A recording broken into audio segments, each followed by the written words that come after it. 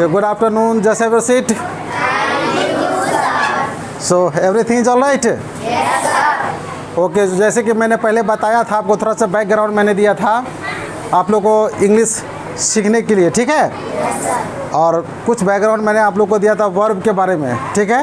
Yes, sir. तो verb क्या है, क्या मैंने बताया था कि जिस शब्द से किसी काम करने का बोध हो उसे हम क्या कहते हैं? वर्ब कहते हैं। कोई दिक्कत है यहाँ तक? No, sir. लेकिन बच्चे इतना ध्यान में रख लो कि बिना वर्ब का कोई सेंटेंस नहीं बन सकता है। ऑलराइट, तो ये वर्ब बहुत इम्पोर्टेंट है।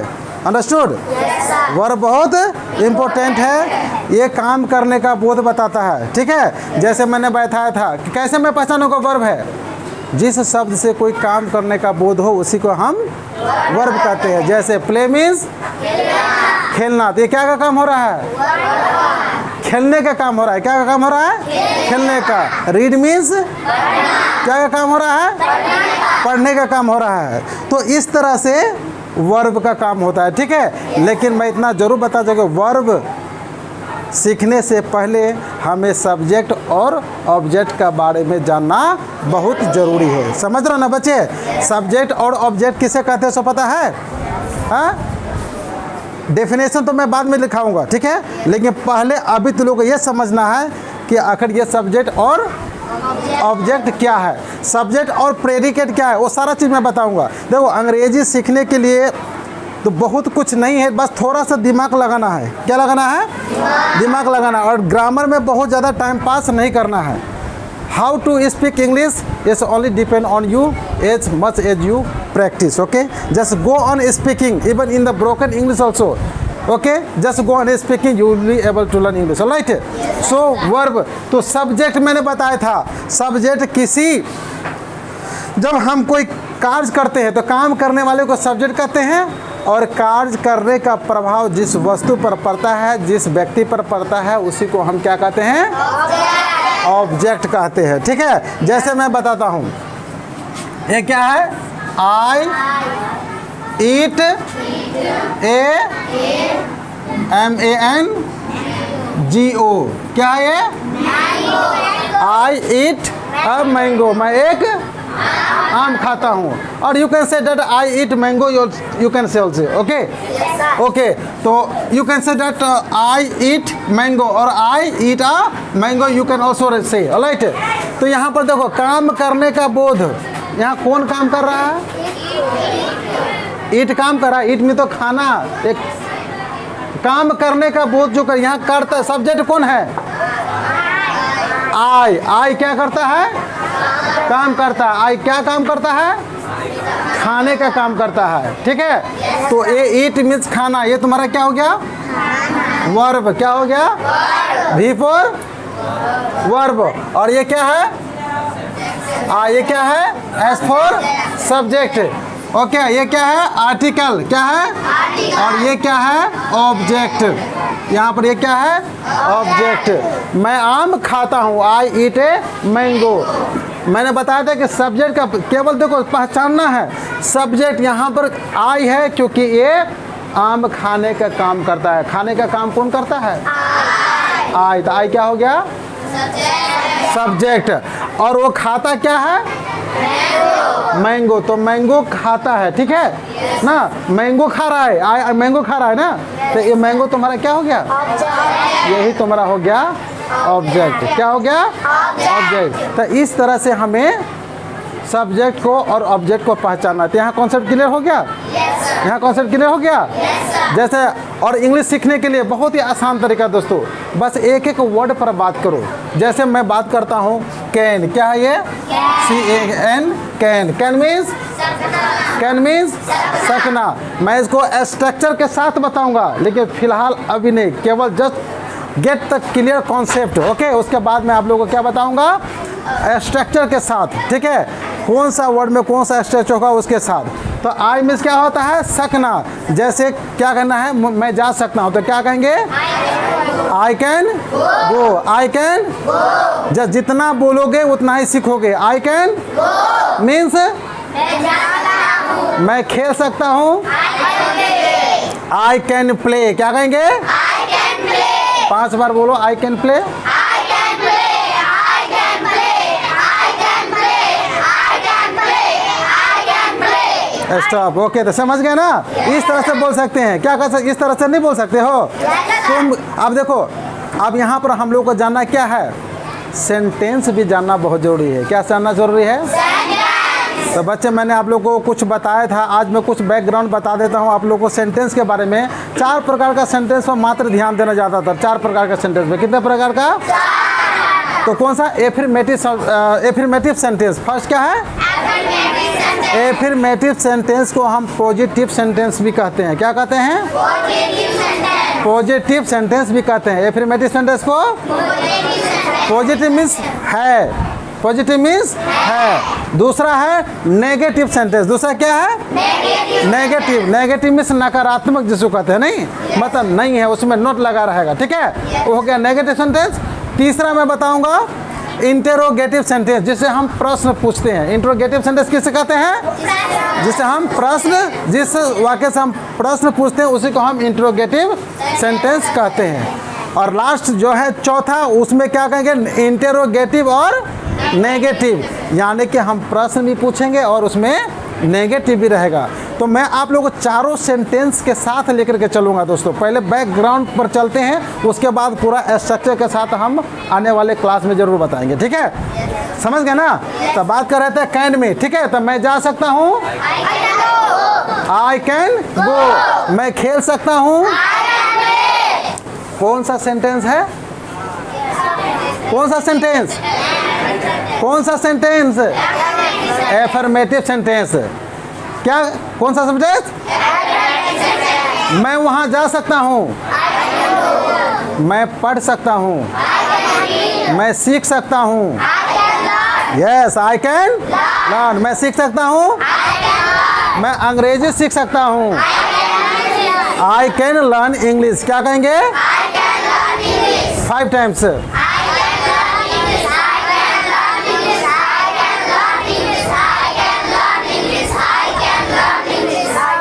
तो ये रहा आपको कौन सा सेंटेंस में? एफर्मेटिव सेंटेंस में। अब चलते हैं नेगेटिव सेंटेंस में, ठीक है? मैं नहीं जा सकता हूँ, आई कैनॉट गो। क्या कहेंगे? I cannot go. वह नहीं आ सकता है, वह मीन्स ही, ओके? वह नहीं आ सकता है means he cannot come. He cannot come. क्या कहेंगे? ये कौन सा सेंटेंस हुआ? Negative sentence. कौन सा सेंटेंस हुआ? वह नहीं आ सकता है, ही कैनॉट कम। वह नहीं खेल सकता है, ही कैनॉट प्ले। वह नहीं खेल सकता है, वह नहीं खेल सकता है। 5 टाइम्स।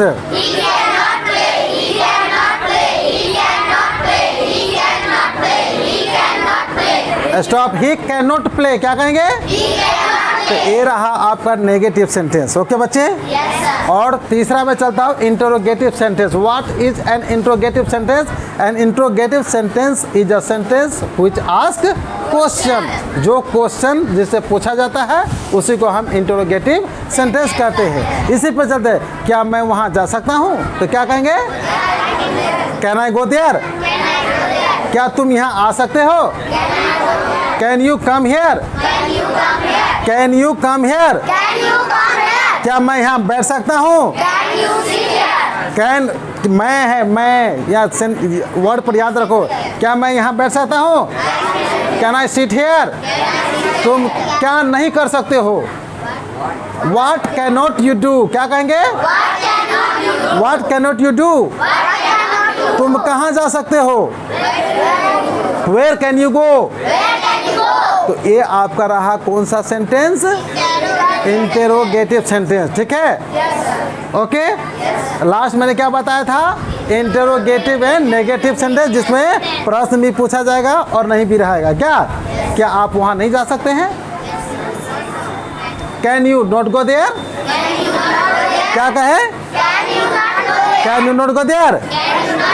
क्या आप यहाँ नहीं आ सकते हैं? Can you not come here? क्या आप मुझे मदद नहीं कर सकते हैं? Can you not help me? Can you not help मी?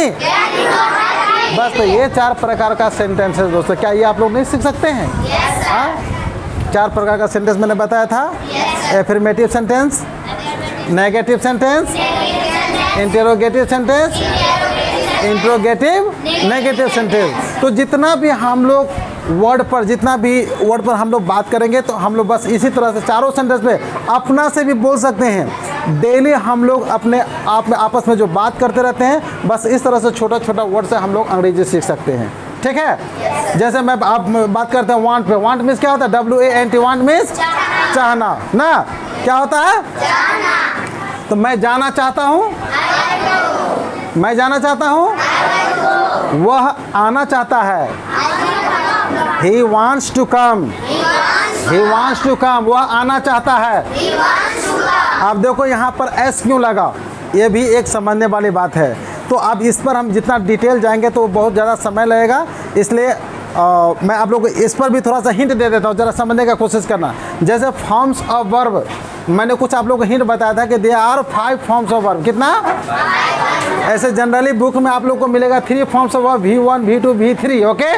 लेकिन मैं आप लोग को 2 और बताऊंगा जो V4 है और V5 है। केवल इतना समझो कि V4 में क्या आता है।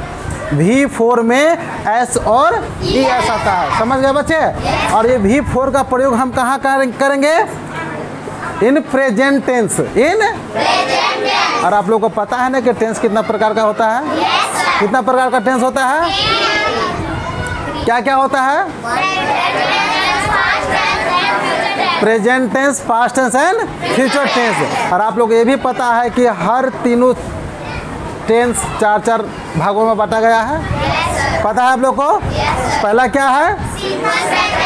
सिंपल प्रेजेंट टेंस, दूसरा प्रेजेंट कॉन्टिन्यूअस टेंस, तीसरा present perfect tense and present perfect continuous tense. तो मैंने बता रहा था दोस्तों क्या के बारे में? क्या के बारे में? V4 के बारे में। क्या के बारे में? V4 हम S और ES, V4 में क्या लगता है? S और ES। और S और ES हम कहाँ लगाएंगे? When the tense is in simple present tense, okay? And the person is third person singular number। अब यहाँ पर हम लोग को पर्सन के बारे में आएगा। First person, second person, third person. Person कितना प्रकार का होता है बच्चे? कितना प्रकार का होता है? क्या क्या होता है? बस ये सब चीज़ याद रखो। लर्निंग कहते हैं ना, learning is English is quite easy. Learning English is easy, learning English is इस तरह से आप अंग्रेजी सीख सकते हैं। तो अब सीख गए पर्सन कितने प्रकार का होता है? कितने प्रकार का होता है? 3 प्रकार का होता है पर्सन। कौन कौन होता है? First person, second person, third person, okay. तो when the subject is third person singular number in simple present tense, at that time we will use S और ES। लेकिन यहाँ पर हमें ये भी समझना है कि हम S का प्रयोग कहाँ करेंगे और ES का प्रयोग कहाँ करेंगे। बच्चे मैं बोर्ड पर आप लोगों को दूंगा, ठीक है? उससे पहले बस मौखिक समझने का कोशिश करो, ज़्यादा प्रयास करो बोलने का और सीखने का, ठीक है? तो केवल 6 चीज़ याद कर लेना मात्रा भी फिलहाल। कितना चीज़? 6 चीज़। हम S और ES का प्रयोग कहाँ लगाएंगे, ठीक है? When the subject is third person singular number। क्या? थर्ड पर्सन सिंगुलर नंबर में क्या क्या आता है? Very good, he, she, it और any particular name, alright. When the tense is simple present tense, okay. तो 6 चीज़ याद रखना, क्योंकि हम वर्ब के अंत में S और ES लगाते हैं। कहाँ में लगाते हैं S और ES? वर्ब के अंत में। समझ गए ना बच्चे? जब थर्ड पर्सन सिंगुलर नंबर हो, क्या हो? थर्ड पर्सन सिंगुलर नंबर हो, ओके। और उसके बाद जो है टेंस आपका सिंपल प्रेजेंट टेंस में हो। तो याद रखना क्या रहेंगे, मैंने कुछ बताया था आप लोगों को। क्या 6 चीज़ है? S, double S, X, O, CH और SH। जब ये 6 चीज़ अगर किसी वर्ब के अंत में हो तो वहाँ पर हम क्या का प्रयोग करेंगे? ES का प्रयोग करेंगे। केवल इतना समझ लो, जिस वर्ब के अंत में S रहे तो, डबल S रहे तो, SH रहे तो, एक्स रहे तो, सी एच रहे तो, एक्स रहे तो, कितना हो गया, ओ रहे तो, 6 चीज, ठीक है, 6 चीज याद रखो। देखो एस, डबल एस, ओ, एक्स, एस एच और सी एच, ये 5 वर्ड, अगर ये 6 ना, 6 वर्ड अगर है किसी वर्ब के अंत में, तो वहाँ पर हम ई एस का प्रयोग करेंगे। केवल याद रख लेना बच्चे कि जब subject third person singular number होगा और टेंस कौन सा होना चाहिए, सिंपल प्रेजेंट टेंस होना चाहिए। जैसे वह जाता है, क्या कहेंगे, तो क्या कहेंगे, ही गोज, क्या कहेंगे, मीन्स वह जाता है। वह ये सिंगुलर नंबर है, थर्ड पर्सन सिंगुलर नंबर। और क्या मैंने बताया था, जी ओ, ये गो हो गया, गो मीन्स, तो 6 चीज जो बताया था मैंने, उस 6 चीज में से आता है वर्ब के अंत में, ये वर्ब है ना, वर्ब के अंत में क्या आता है, ओ। तो जब ओ आता है तो हम क्या का प्रयोग करेंगे, ई एस का प्रयोग करेंगे, करेंगे कि नहीं करेंगे, तो वह जाता है तो बस ये, तो ही गोज, क्या कहेंगे, अब देखो इसी में कहेंगे वह खेलता है, ही PLAY, प्ले मीन्स खेलना। अब बताओ बच्चे यहाँ पर एस लगेगा, ये एस लगेगा, एस लगेगा, क्योंकि मैंने जो 6 चीज बताया था उसमें से कुछ भी ऐसा नहीं है, तो बस वहाँ पर हम केवल एस का प्रयोग करेंगे। तो क्या हो गया, ही प्लेज मीन्स वह खेलता है, समझ रहे हैं ना। तो इस तरह से हम लोग को बात करना है, ठीक है। तो चलते हैं कुछ स्पोकन का दुनिया में, थोड़ा मिक्सचर में चलेंगे, ठीक है। जो आमतौर पर हम लोग डेली बात करते हैं वो हमको सीखना है। जैसे मैंने बताया था बच्चे कि है हूँ हो, जिस सेंटेंस के अंत में है हूँ हो लगा रहे तो समझो प्रेजेंट टेंस है, ठीक है, क्या रहे तो, और आ ए ई रहे तो समझो कि वो पास्ट टेंस है, और आगे गी रहे तो वो फ्यूचर टेंस है। तो मैं जाता हूँ, मैं खेलता हूँ, तुम क्या करते हो, व्हाट डू यू डू, तुम क्या करते हो। अब देखो यहाँ पर कुछ ऐसे वर्ड आता है जिसको हम क्वेश्चन वर्ड कहते हैं, वेरी इंपॉर्टेंट, क्या है, क्वेश्चन वर्ड, क्या है। तो कुछ ऐसे कलेक्शन ऑफ क्वेश्चन वर्ड का है, वो मैं आप लोग को पहले दे दूंगा, ठीक है, और उसके साथ मैं स्ट्रक्चर बता दूंगा, बस अंग्रेजी आसानी से आप लोग बात कर सकते हो और सीख सकते हो। But try yourself to speak English, alright. If you want try, when you come with your friends, when you walk with your friends, जब अपने दोस्तों के साथ खेलते हो, घूमते हो, कुछ भी करते हो, try to speak English. In this way you will be able to learn very easily. Alright? Okay. मैं खेलता हूँ, मैं जा सकता हूँ, मैं खेल सकता हूँ, मुझे जाना चाहिए, I should go, तुम्हें वहाँ जाना चाहिए, तुम्हें वहाँ जाना चाहिए, तुम्हें means you should go there, क्या कहेंगे, तुम्हें वहाँ जाना चाहिए, तुम्हें वहाँ जाना चाहिए, तुम्हें वहाँ नहीं जाना चाहिए, you should not go there, negative sentence, you should not go there, हमें अपना काम करना चाहिए, we should do our work, we should do our work, are you understanding or not? Yes, sir. Sit all of you.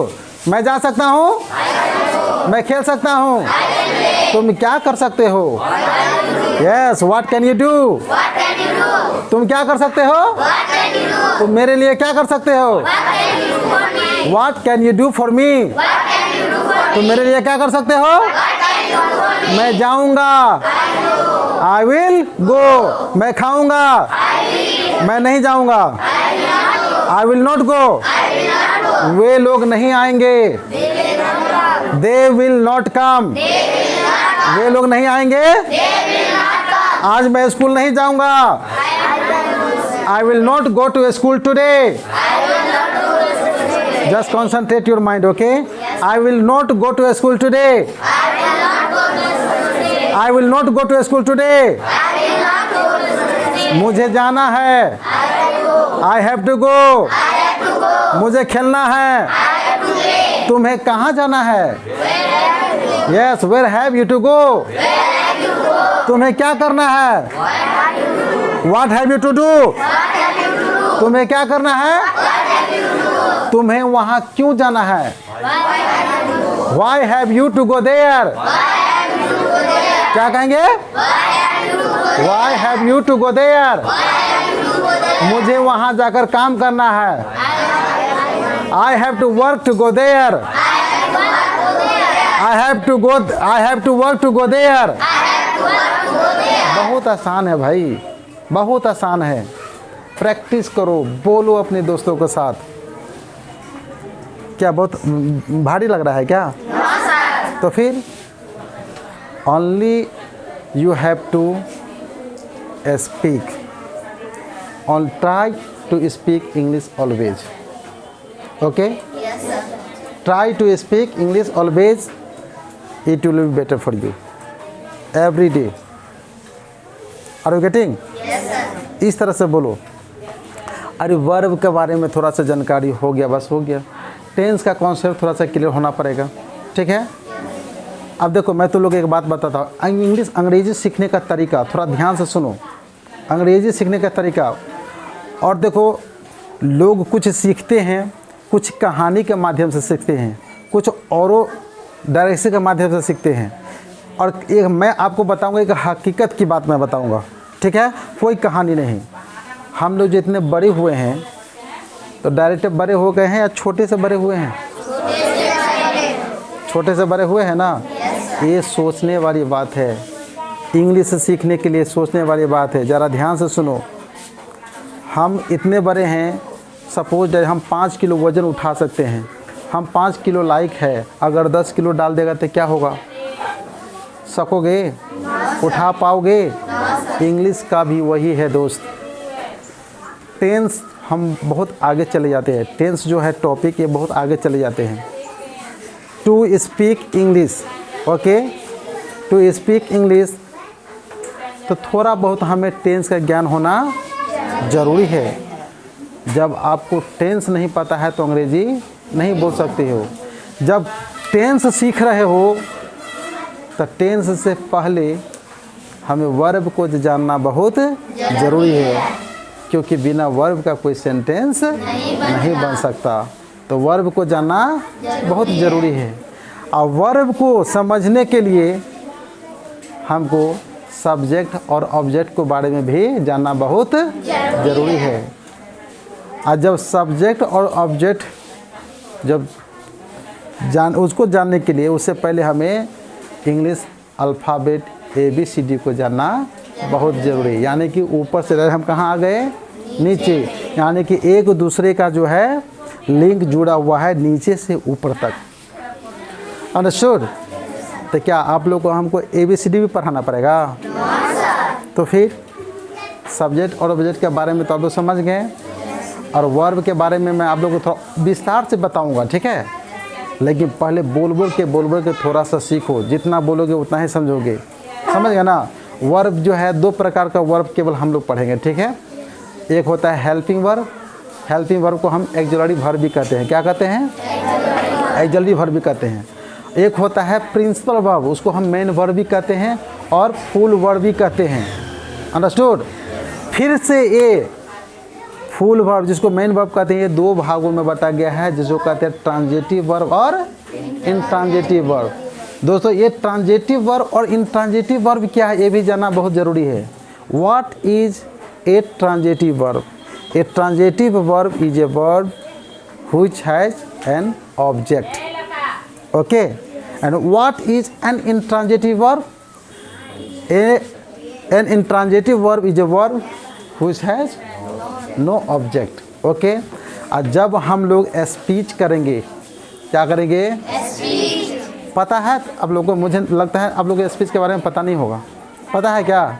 Direct speech और indirect speech, how we will change to one another, okay. ये सारा चीज़ मैं आप लोग को बताऊंगा ना।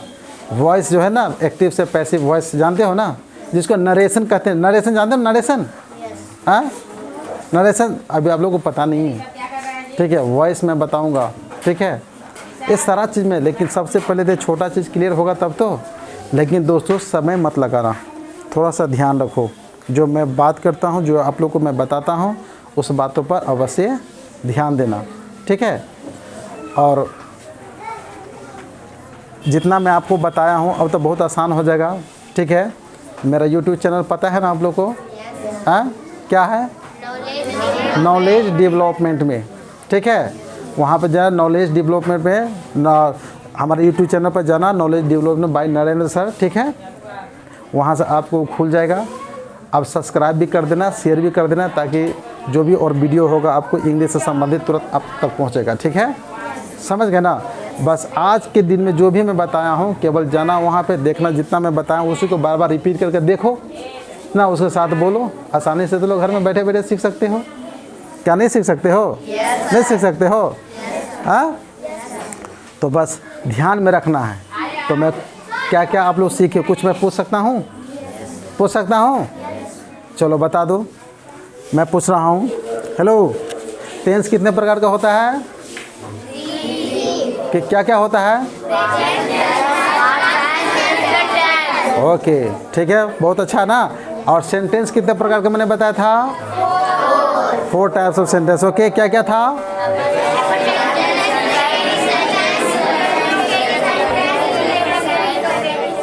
समझ रहे हो ना? बस तो आज के लिए मैं केवल इतना ही जो है बात करूंगा, फिर अगले वीडियो में मैं आप लोगों से आगे और बताऊंगा, ठीक है बच्चे? हाँ, यदि आप लोग दोस्तों यदि आपको मेरा वीडियो अच्छा लगा तो अवश्य हमारे वीडियो को सब्सक्राइब कीजिए, जितना हो सके उतना शेयर कीजिए, ताकि आने वाला वीडियो आप तक ज़रूर पहुंचे। और कमेंट बॉक्स में जाकर के अवश्य जो है अपना कमेंट दें। और विशेष मैं कहूँगा तो फिर मिलते हैं हम आपको अगले वीडियो में। Thank you. जय हिंद, जय भारत।